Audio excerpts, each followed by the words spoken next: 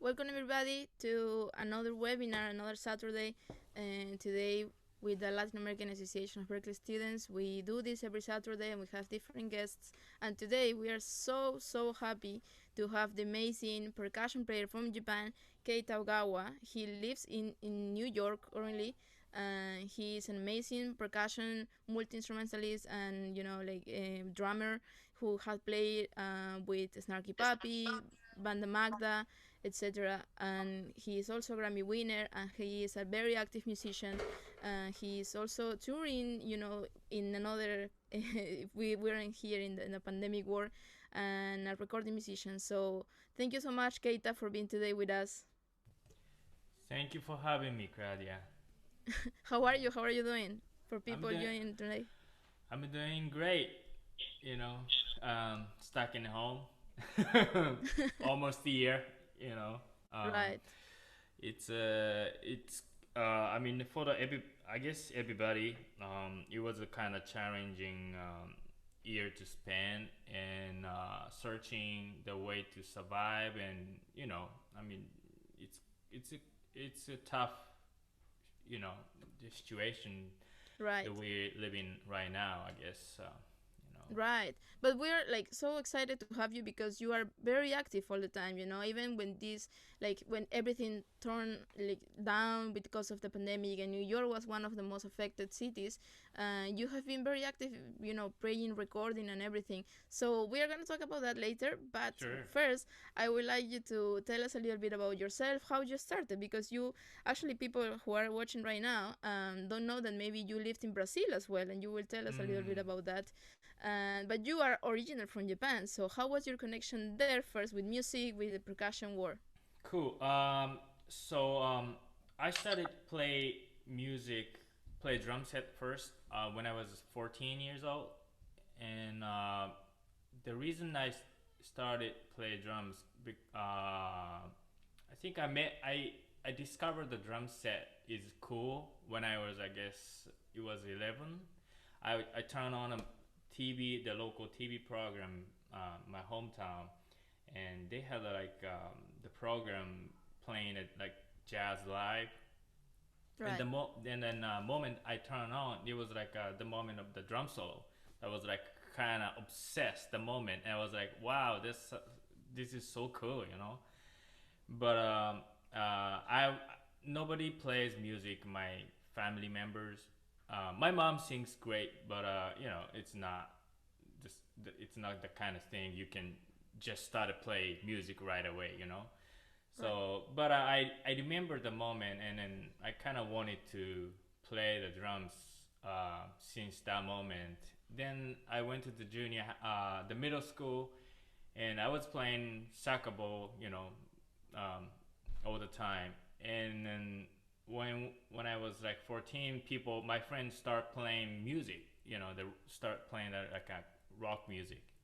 Okay. So and then everybody kind of grabbing the guitars and stuff. So I was like, oh yeah, I want to play drums, and Right. then so we kind of started playing band, the rock band. Yeah, That's you were how like I a boy band, Yeah, right? yeah, exactly. That's how I got into play the music, and then so it was like I didn't have any like a teachers or anything. It just like the kid just played the rock band, and but it was funny. I remember right after the graduations, the middle school. I wasn't that much serious. I just it was kind of like fun. It was just fun, So we were just playing the music. Then we did the first live, um, the live in front of our friends' audience after the Okay, the, graduation. the first performances. Okay. First performance, yeah, in front of our friends. Then after the live, I was like, wow, this is. I felt so. I don't know. It was just like one of the moment I was like, wow, this is it. This Right. is this is the this is I want to do rest of my life. So I kind of decided the moment, okay, I Wow. want to be the musician, It's the first connection, right? When you say so, you see someone that really inspires you, and it's like, oh my god, this feels so good. I really want to Yes, do this for life, right? exactly. So yeah, so then that moment I decided to do the music for the rest of my life, and people think I am stupid, I guess, come on, Right. man, So wasn't music like a career also in Japan at the time? not at all. It was not at Wow. all. Then I went to the high school. Then I started to play so many bands actually during the high school time, and Mm. also I met my mentor teacher, my hometown. He was one of the owner of the small live house cafe. Um, I and then Okay. the first time I performed that place, the venue, he talked to me after the show, and he was like, "Have you ever studied with anybody?" And then asked, I was like, "No, it's just self-taught." And then he was super kind. You can come to me after the school. I can teach you. Wow. So after the high school, every day, pretty much, maybe 4 days, 5 days after the high school, I go to him just to hang in every day. Right. And then he showed me so many records and the videos, um, and then many things. We just talked so many things, and so then one day I walked into his place, and he had a big TV, and he always plays some like nice the live VHS back in the day. I don't know if you know that. Oh yeah, yeah. Of You course, know, yeah. yeah, the I VHS. you know. Yeah, and then so he was playing every day different artists VHS. Then like that day, I walked into his place, and then I saw the live jazz live uh, video, and I was like, it was kind of flashback. I was like, oh, I know this one, and I've seen this one before. Oh. Okay. And that moment, I realized that was the live performance I saw when I was 10 years old on the TV. Wow. That was footage, and actually the drum solo played by my mentor. Oh, it was Uh, him. it was him. Wow. I didn't recognize first time I met him, but now that moment it's like all my memory connecting everything, Wow. and And then you were there with him, so like it was yeah, like meant to be. Wow. yeah, That was exactly. amazing. So that was like, oh wow, and I told him, oh, this is the reason I wanted to play the drum set, and so it was Wow. kind of like, so that moment, since that moment, like me and my mentor, we're such kind of like we have a great relationship, and he always encouraged me. Wow, Then that's amazing. Yeah. yes, then so then after that, another owner of the live house, older lady, she was recommend me to go to check it out, the Berklee College of Music. You know, so Okay, so that was when Berkeley came to your life. exactly, yeah. So Okay. I have no idea what to do after the high school, with the music. But I had no plan. But she suggested me to check it out to Berkeley at the time. So I never heard the school, and yeah. Then I searched it. Then there was a 2 year I think it's a music conservatory in Japan, in Kobe in Japan, Okay. which is related to the Berkeley. So I decided to go to there first for 2 years, and after that you can kind of take scholarship auditions and go to the Berkeley, and Okay. you can transfer the credit and stuff like that. So then after high school, I went to the music college for 2 years, but I still playing drum set at that time. Then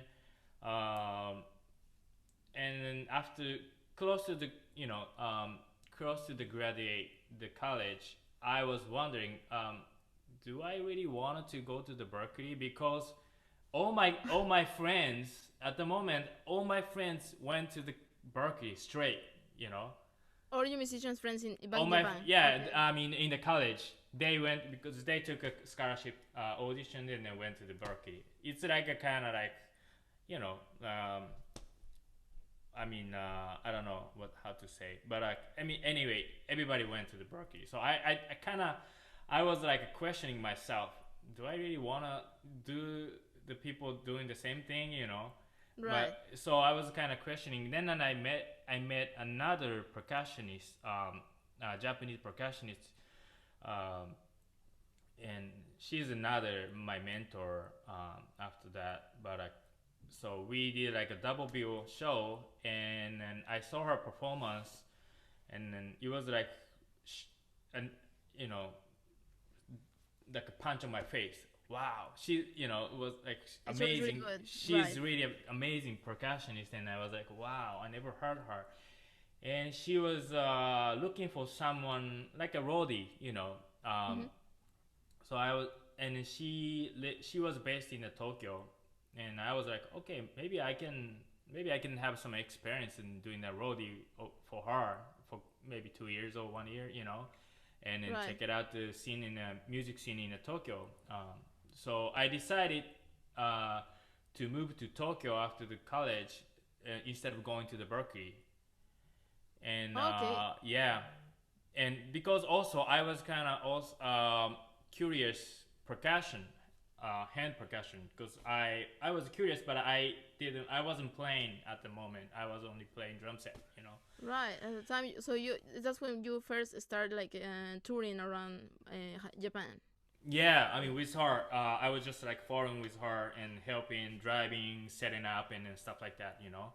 And then I did it. I did the roadie for her 1 year, and then I spent 1 more year playing in Tokyo.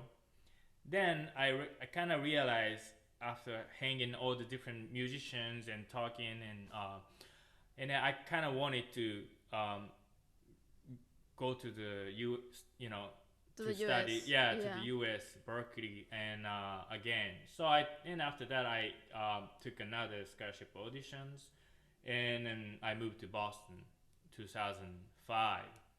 Nice. Yeah, so that was like my Japanese career, you know, before the Berkeley. Right. And then first time I arrived at Berkeley, I so like a scholarship audition I took with drum set. Okay, you did it with drums. So because Yeah, people don't know, like you're playing mostly of the time like a lot of war percussion right, right, and right. different genres, right? Yeah, but I was only drum set player at the moment, you know, at the Wow. time. So I was playing. So I took a scholarship audition with the drum set, and then after before the first semester, I think that someone told me you can use same scholarship switch in hand percussion principle. So I did it, you know, and Cool. so I did it and started from first semester with hand percussion principle. But I, you know, I didn't know anything. I guess, you know, because I was just a drum set player, so zero, Right. you know, zero Right. knowledge, zero, you know.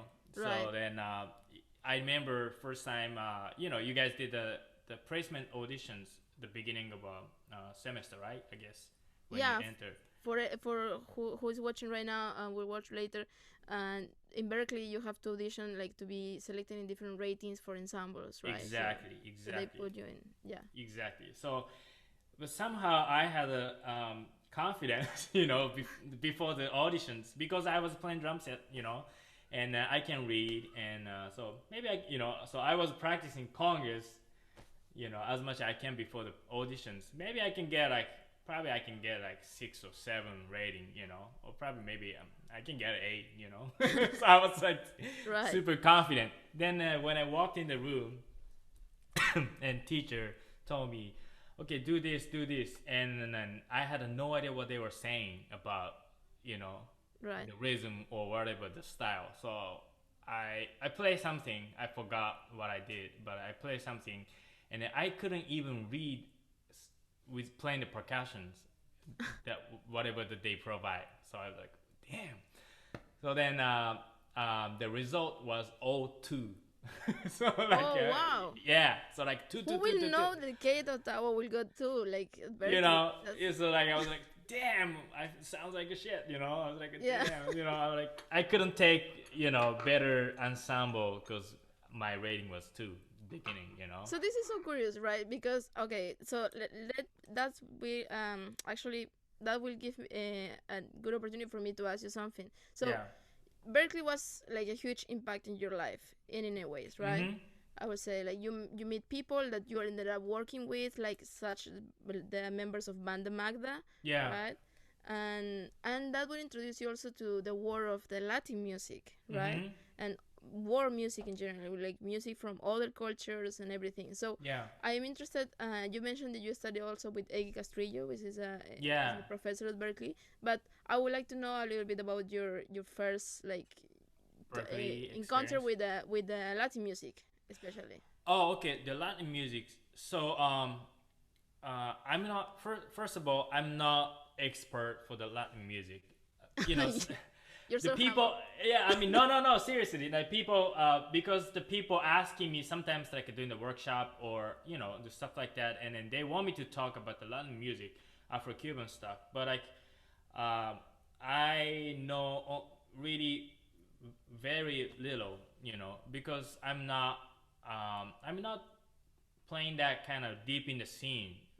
Honestly, I study Afro-Cuban stuff, the Latin music, the beginning, because that's like a percussion word. When you start playing percussion, that's the kind of like essential, the style you start from, right? Study from. That's why I study the Latin music, but I'm not really expert, the Latin players, So people sometimes like confuse me. Oh, Keita plays percussion, so he must know the Latin music, So I was like, no, I'm not. I don't know anything. And you also met a lot of people from like Latin America. That exactly. Yeah. Like Marcelo Wolowski from Stanky Papi, right? Right. So yeah, I mean, all my friends from many different countries, regions. But so the Latin music, that was like first 3 semesters I studied with Egui Castrillo. He's a percussion professor at Berklee, and I studied congas, bongos, timbales, and other essential Afro-Cuban percussion instruments. And then I mean, I love the Latin music, Afro-Cuban stuff, but then I met another teacher who was teaching Berklee at the moment. He's not teaching anymore right now, but Jamey Haddad, he's my another mentor. He's the guy opens up my another like a possibility and so many doors for me, So first time I saw his playing, he completely like because like I didn't know anything about besides Latin music percussions, Right.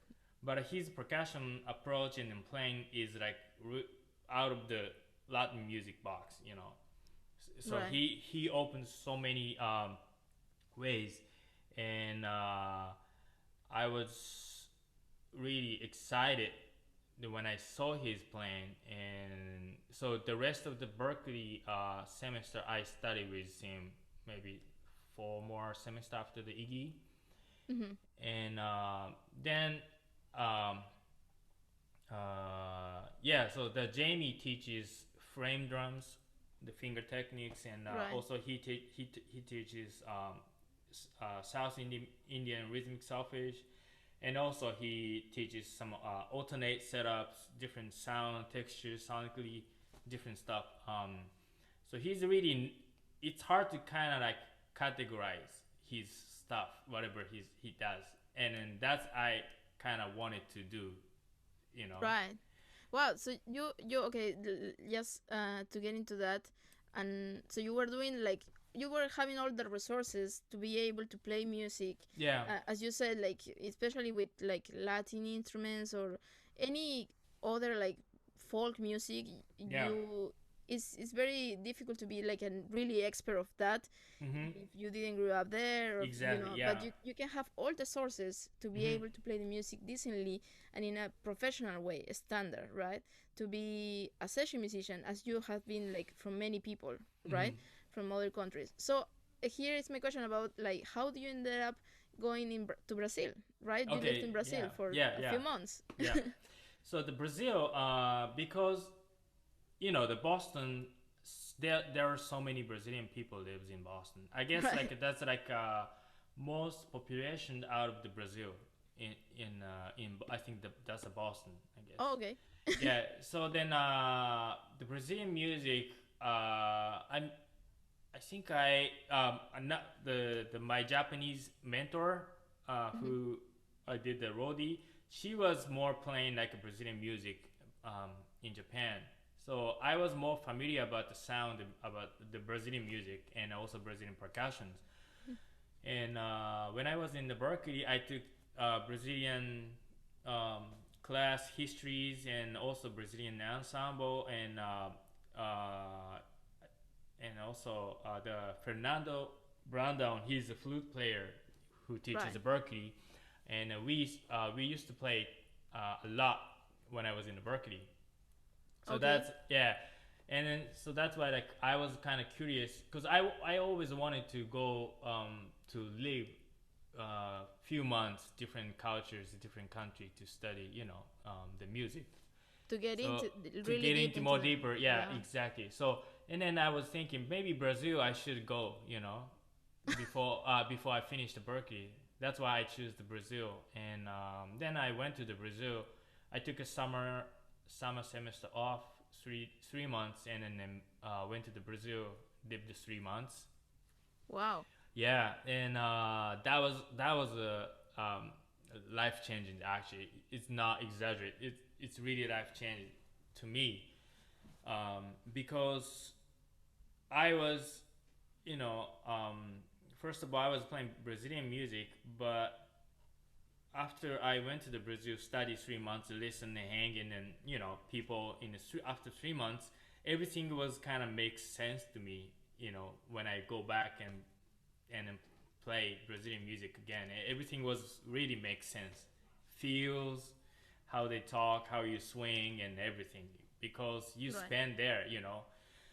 So that was really life changing, uh, and actually it's hard to put in a word, but I felt I got something really strong, Right. in the core, in my body, um, based on the Brazilian music, I guess.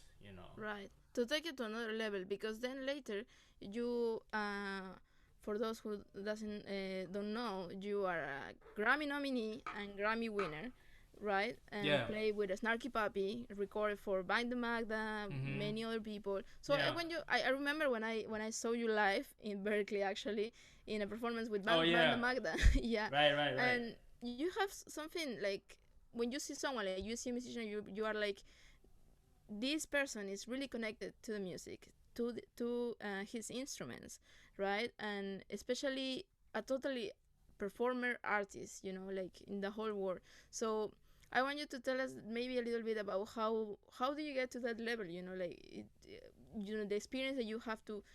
You are already telling us how you Mm. started and everything, Berkeley and everything, Right. and people maybe may think like, oh, you made it to Berkeley and you made it to everything, and that's not the real life, right? Mm-hmm. After you graduate Berkeley, you really have to start like working, Right. doing things, especially as international in Mm-hmm. in the US, right? So I want you to maybe tell us a little bit about that and how did you get to playing with these people. Okay. So I th- I think I feel like I'm super lucky to meet all these people I met and I work with. And I think it was kind of right timing I met each person. Uh, and that's like, I don't know how to describe the moment you meet someone, and Right. you have no idea you're going to work with forever. And but I had so many I mean, so many chance and experience that kind of moment from the beginning, I guess. And always people encourage me, support me, and I'm so grateful with these Right. people. And so I don't want to make disappoint them, Right. Right. because they always support you, and and I want to kind of like make them happy too. So Right. so then so yeah, that's why I kind of put my effort, whatever I into the music, and also uh, all my heroes, musician hero, they talk um, they talk the music through their instruments as Mm-hmm. their language. They own it. No, whatever the style they play, they have it. They own it. So Right. that's really important thing if you wanted to keep playing the music Mm-hmm. as a performer. Whatever the style or any kind of music you play, or instruments, uh, you really have to own it. Right. So if you play saxophone, and then Mm-hmm. you really have to use your language, Right. to play. So that was my kind of always my goal to do it. When I play percussions, drum set, whatever styles, I really have to speak with my language. Right. But which is not. I mean, I'm not coming from really deep traditional Japanese music background. I don't have it. Mm-hmm. I have nothing. I don't have any musical background, but I study and really spend so much time, you know, to get the level. I guess Right. I'm still learning. I'm still studying. Right. Definitely. Yeah, but you have to really spend and time, and also um, I feel like I don't, as your age goes older, Mm-hmm. each I think each like age or the moment, you don't hear it until you get the age, or Right. the time you spend, amount of the time you spend. Right. So like I don't I my whatever my hearing also, the view is is totally different than like 10 years ago. And Right. also, of course, 10 years later it's going to be different too. I can Yeah. see more different angle, different view, everything. And based on what you are saying right now about, like, you have these very different experiences as a performer musician, Yeah. were you like scared about and like being a performer, like, oh, I'm gonna dedicate my life to be a musician, not a producer, Mm-hmm. no someone in the music business. And also I would like to ask you what kind of resources you think, now that you are in this position, today, Mm-hmm. and with everything that you have experienced in the past, what Yeah. are for people who are listening to you, what are the sources that every musician should have, like social media, be always ready on Right, right, time right, and right. everything. Yeah. Um, I mean, there's so many things actually. But first of all, the personality, I guess, is really important. Right. If you want to work longer and with many people, um, you really you have to be you need to be more.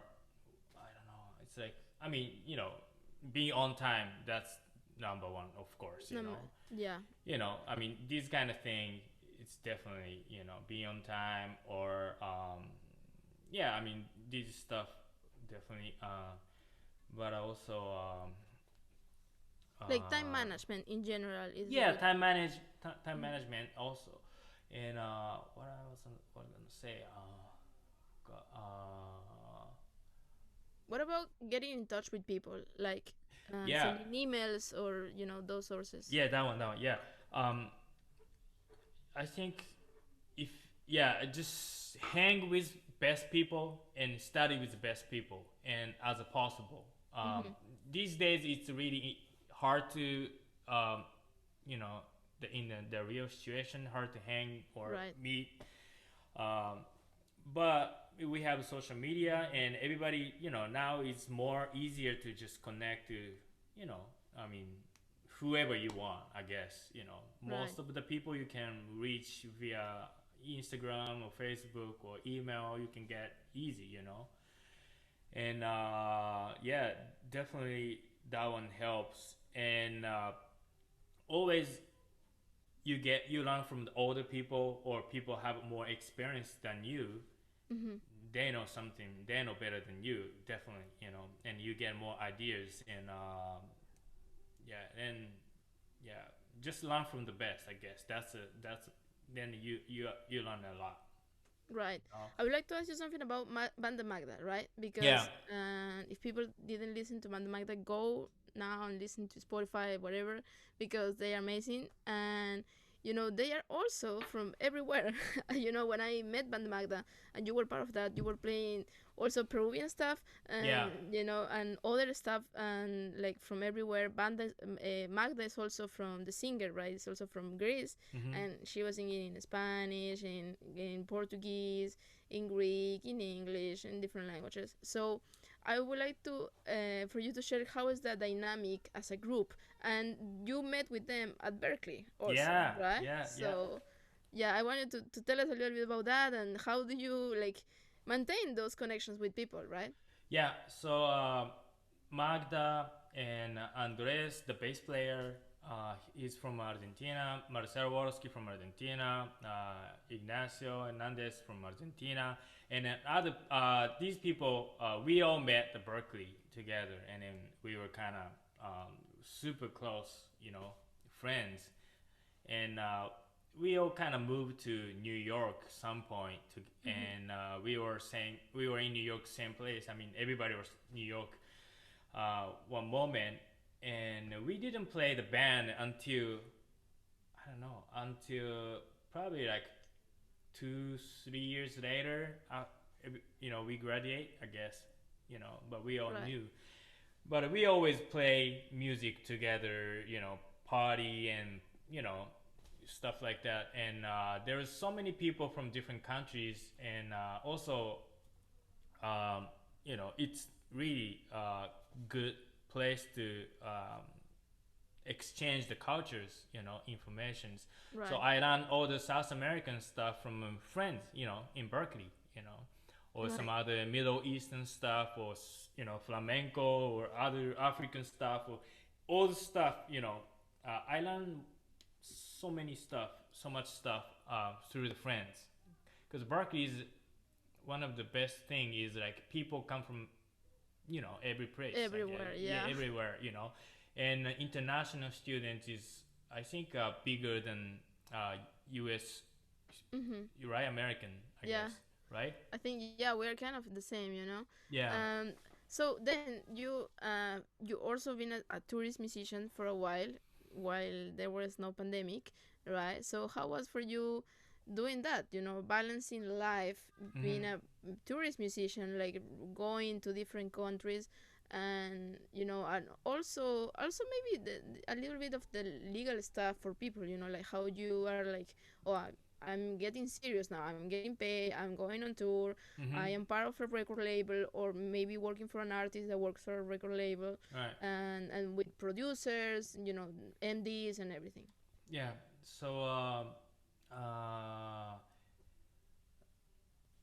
I like until March, the last March, I was touring most of the time, um, and all my incomes come from a performance, And after the pandemic, you know, none of them. Everybody got canceled. The tour got canceled. So I was like, oh, so how do I do? you know. Right. And I was thinking, and I have a family here, my son and my wife, and I was the only working, and so I had to kind of Right. keep making money somehow, Right. and but luckily so this room, I was when I'm home, I, when I'm home I work here, and then people send me the tracks and I record in percussions or drum set and just exchange the files. And that's I've been doing this one this way maybe decade now, like 10 years now. So it was, to me it was kind of easy to do these transactions, working Right. home and from the touring musicians, as into the working home all the time. It was not hard as I thought, Right. and because I already had the setup already, and I knew how to do it, and I just let the people know, hey, I'm working. I mean, I'm available for any project you want. Just reach me. I record the percussion, drum set. You said something very important right now. Reach out to people, right? Yeah, exactly. Yeah. How important is to keep connecting even in those times right now when everything is really difficult, to know like, hey, I'm here, I want to I can record for you. Exactly. And you don't have to be ashamed about, you Right. need the money. You need to make money, of course, So you have to just let the people know, or you don't have to put officially, you don't have to put on a Facebook or Instagram if you don't want to. You just reach to just direct to the people, producers or composers or any musician friend, that Right. you want to work with, so you just like reach to the people directly. Right. I would like to ask you about the process of recording for Snarky Puppy. And Yeah. how was working? People maybe saw Snarky Puppy live on the videos in YouTube, Yeah. and you guys playing, with other people, there. And how was that? Like how much rehearsals, or how do you learn the music and everything? Uh, Snacky Puppy is kind of unique process we do to make records. And the last two records, in the studio records we made, which is Immigrants and Kucha Bucha, we all members stayed in the studio, which in Texas, El Paso, there's a studio, and then also they accommodate the rooms to stay. So we all stayed like maybe 1 week or something. And Oh wow! All together there. all Okay. together, yeah. Wow. And then we set up like a massive setup there's like a big one room in the studio. No separation actually. It's all No booths. no Oh. booths. I mean, there's like one booth. I mean, the booths, but that's for the horns. Wow. And then only horns go to the booth. Like, but even horns, 4 people, 5 people in the same one room. Wow. And then the rest of the band members is huge room. And so we had the 3 drums and 3 percussions, 3 guitars, bass, and 4 or 5 keyboards. Wow. And Insane. in the same room, right? And it so then when we arrived in the studio, we didn't rehearse before to make the record. Actually, the Kucha Bucha, I guess, yeah. I think both albums, I guess, people make the demo with a Logic or GarageBand, whatever, Any though. anything, people make the demos, and they put on a share folders, and then we all listen, So and there is no like paper. You don't. we have, don't like, we don't use the charts. If you need the charts, it's up to everybody, like, if you need a chart or harmony or specific notes you wanted to write, just it's all their own. Right. So we all have only demos track. Then we did like 2 songs per day, and Okay. yeah, 2 songs per day. And so Mike, he's directing, which tune we're going to record next day. So, hey guys, we're gonna do this. tune, so just like listen to it. And then you guys rehearse before, or you just no, we don't rehearse. We don't rehearse until there is no the rehearsals. day. There's Wow. no rehearsal. So then, like the day, in the morning, we all come into the studio. Then we start rehearsing. I mean, we start cooking the tunes. From from the demo track. But we all kind of create their own parts at the in the studio actually. Wow. And then we spend I don't know 3-4 hours or sometimes 2 hours, depends. And then once we kind of like everybody create parts and getting good sounds, and then we record, couple Right. takes. Wow. Yeah, that's how it goes. And then so that we did it this way, 2 tunes per day, then Right. spend a week and then finish whole albums, stuff like Wow, that recorded like that specifically recording process is very interesting, right? People, that. nowadays people are doing more like EDM music and electronic Right. music and using machines, which are cool, then other hybrid productions. Mm-hmm. But how important is to have someone like you, a real musician, to be like able to play those things that maybe a machine cannot, right? So Right. I would like to ask you, as a musician, what kind of projects you are looking always forward, like to? Okay, you look for a project that is huge, maybe low budget, maybe not that much, or what kind of music, etc.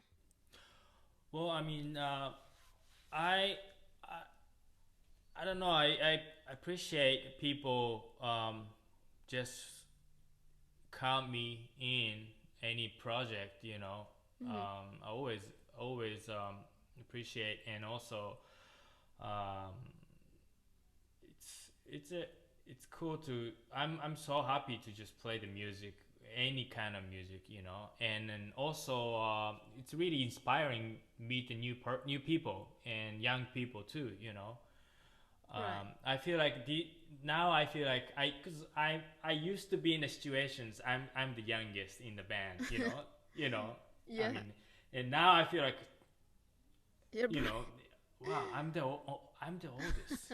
Wow, how Right. that happens, Yeah. Where did those years go? Exactly. So but like as you get older, it's really important to make music younger people. That's the connections, and you get also younger people get inspired from older people. Older people should also get inspired from younger people. That's how it works. So I'm really interesting. To looking forward to work with more new artists. Right. There is something. Well, we are getting a little bit to the end, but thank you so much, Keita, for everything. You're Wow, saying it goes something so fast. right, and you're saying something really important. And I know that I know other two Japanese friends that always talk about you and say how much you're inspiring them, like Takafumi and Ken, right? Yes, And it's important, like, to be like you are a very good person and honest, and how important it is for a musician to be like that in order to keep the human connections, not even like connections for industry, but human connections with the peoples that maybe are gonna do like other things later, and they will be like, I want a percussionist, I will call Keita. And because not just because he's amazing, percussion player, but because I know he will be willing to do the work with such an honest interest. So we have a question about here from Michelle in chat, and she says, what are some networking tips you can give in order to renowned musicians, agents to want to work with you, and for whoever is listening? Hold on. What are some networking tips can give in order to renowned musician agent to work with you? Tips. Maybe there's something that for everyone is different, but something that Right. worked with you, for you. For me, I mean, I just reach me, Yeah, it's just I guess everybody different. For me, I guess if person reach me and with the respect and and I always wanted to work and make music. So I guess people, I kind of feel it, through the message, how they, yeah, I mean through the message, how you talk, Right. and I can see the kind of person, I can see the personality, So I guess, Yeah. yeah. No, definitely. Like, it's important, right, to be connected. I'm going to put Keita's home, sorry, website in the chat for for people if they wanna reach out to you and oh, okay, we have a question from a percussion player, Sebastian, is asking how many instruments do you have in your studio? Well, I never counted, but I can show you how much instruments I have in my room. Wow. Wow. And yeah, so like this, and I have more stuff in the living room, so that much. And also there's a shelf, bunch of toys and stuff like that. So Right. tons. That is really cool. Yeah. All right. So, would you like us? Would you like to play something for us? And Sure. also, if you Yeah. first, I would like again to thank you for being here and to give maybe whoever is again these people are gonna watch later and to right now in the chat in the Zoom, like maybe some advice. You are Japanese. You are you made it all across the ocean from Japan to the US, and then there are living in Brazil and touring the whole world. So how did that happen? Like I understand you said that there are many things that can happen, but maybe an Right. advice for people that are watching, especially in this situation, and where performers are struggling a lot. Yeah. I think it's the making music is. I mean, making music to me is the connection to the people. Mm-hmm. So the relationship between your friends and or people is really important to me. So you really have to take care the people around you, you know, and that leads you to better place, I guess, if you do that. And that's how I am here. My mentors, all the people, they were super nice to me, and they always support me. So that kind of experience that I wanted to give it to the younger generations, when it comes, Right. the same thing to the younger generation. And yeah, I think that's really important to me, you know. Definitely. Yeah, Definitely. yeah. And maybe just another question before, as a percussion player, right? How you you play different genres, right? With Mhm. different people, singers, and etc. How maybe I see that there are some percussion and drum players right now in the Zoom, and maybe Mhm. you have any tips for them, and also how to practice maybe routines or something, and how you get to the level you are right now. Wow. Uh, It's a huge question, of yeah, yeah. course. Yeah, practice is important. Everybody knows. I guess. Well, I mean, every situation you have, every opportunity you have, just do your best, And if you have any questions to like a creating process, you should like um, ask, you know, people, whoever people you're working with, and then always share the ideas in between you and other people, and then you can, improve yourself and as a musician too, I guess. Right, Yeah. definitely. Oh, thank you so much, Keita. This is Thank you. amazing, and Thank you. yeah, people are like kind of dying to hear you.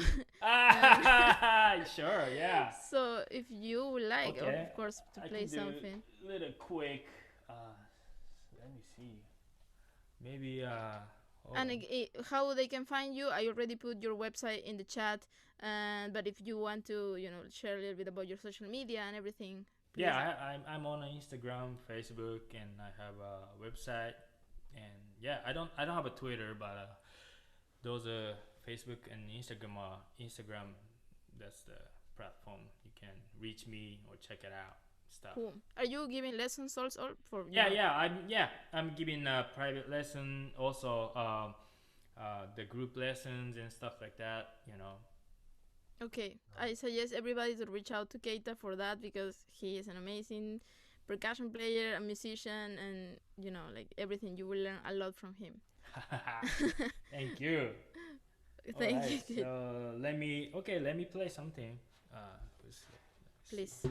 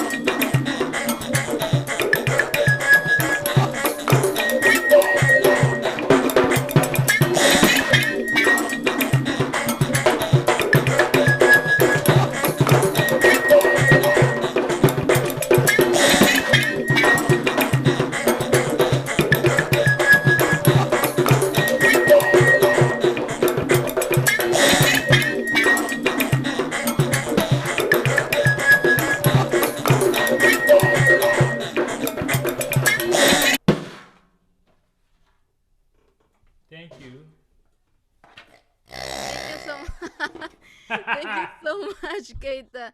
That was amazing. Thank you so much, everybody here. Andrea Flores, Sebastián, José Arturo, putting you're the best. And I want those piggies. Whoever didn't haven't watched the orchestra, right? That's how you call it, right? Yes, You started yes. that. You started Yeah. that orchestra. I mean, yeah, I kind of did it, but the original is from Hermeto Pascoal, the Brazilian composer, multi-instrumentalist. Yeah. Nice. Cool. Thank you so much, Keita, for everything. Thank you. Yes, please. And thank you, everybody. If you can please turn your cameras on, we're going to take a final picture with Keita. And, you know, we cannot hug you in real life, but those are the orchestra.